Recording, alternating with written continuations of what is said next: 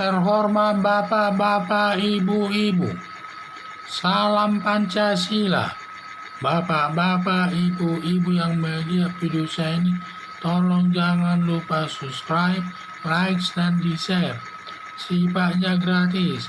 Pada hari Minggu, tanggal 6 Februari tahun 2022, saya akan mengomentari Ustadz Tabrani Sabirin menyatakan Yusuf Mansur bertemu di rumahnya dengan Nabi Muhammad dalam keadaan sadar. Yusuf Mansur berbisnis investasi Swallow Hotel City di Tangerang dan berbisnis lain juga. Berdasarkan ilmu sedekah Yusuf Mansur untuk meyakinkan umat usahanya akan mendapat 10 kali lipat modal dari modal. Jadi kalau satu sepeda motor senilai harganya 7 juta akan kembali uangnya 70 juta. Jadi bisa beli mobil Kijang bekas tahun 2000. Dan juga menyatakan Yusuf Mansur bertemu Nabi Muhammad di rumahnya dalam keadaan sadar. Lalu Ustadz Tabrani Sabirin menyatakan merupakan penghinaan atau masuk penistaan agama Islam. Tetapi Ustadz lain diam saja, tidak ada reaksinya. Pernyataan Yusuf Mansur bertemu dengan Nabi Muhammad di rumahnya dalam keadaan sadar merupakan pernyataan sepihak, tidak ada alat buktinya, maka dapat menuntut Yusuf Mansur melakukan penistaan agama Islam, melanggar pasal 156 KUHP, ancaman hukumannya 5 tahun.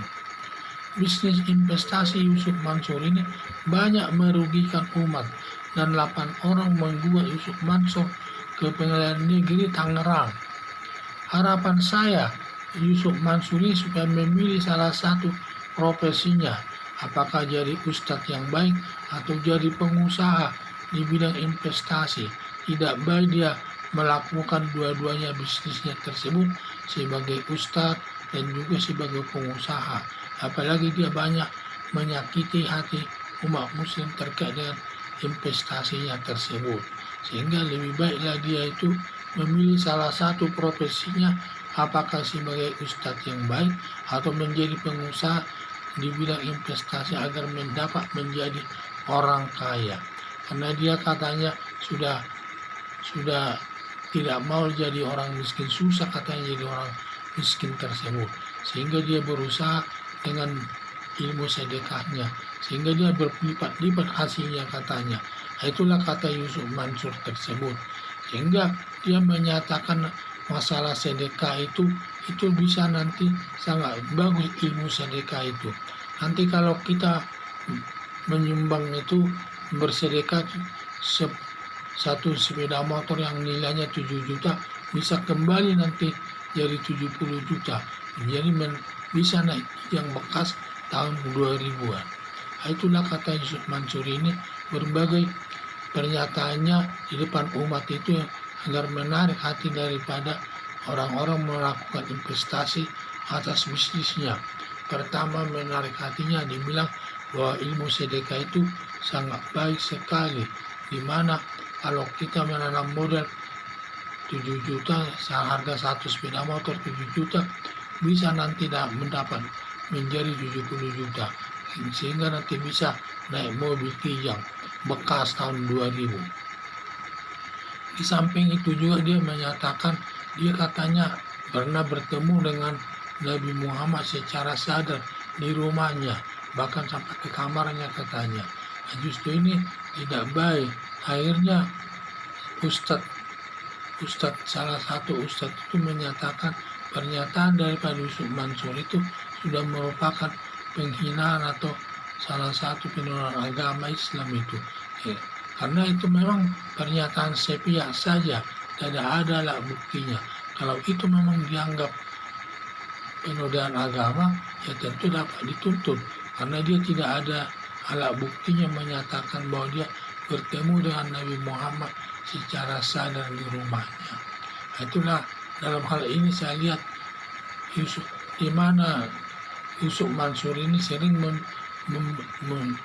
sampai disebutkan hanya dia suka membual atau berbohong kepada umat muslim.